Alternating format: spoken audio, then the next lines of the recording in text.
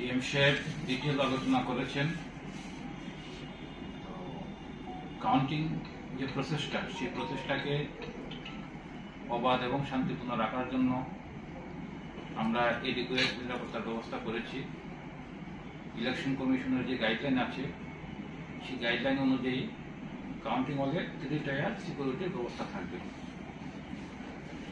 First টায়ারে থাকবে CRPF, already আছে। Second টায়ারে state arm police এবং বাইরের যে পেরিমিটার যেটা আছে সেটার মধ্যে স্টেট পুলিশ এবং তার সাথে সিআরপিএফ থাকবে।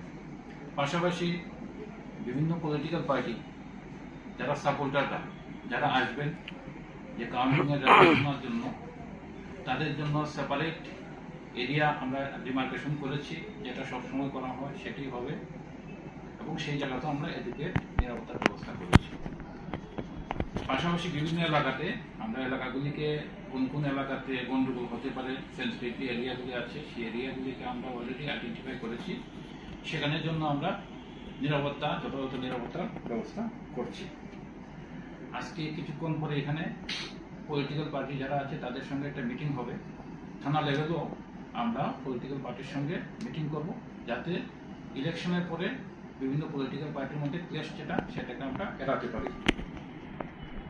আর বাকি যেগুলি হয় নর্মাল পুলিশিং এর ক্ষেত্রে বিভিন্ন জায়গাতে ফিক্সড পিকেট, ভেহিকেল চেকিং এগুলি চলতে থাকবে। Thank you.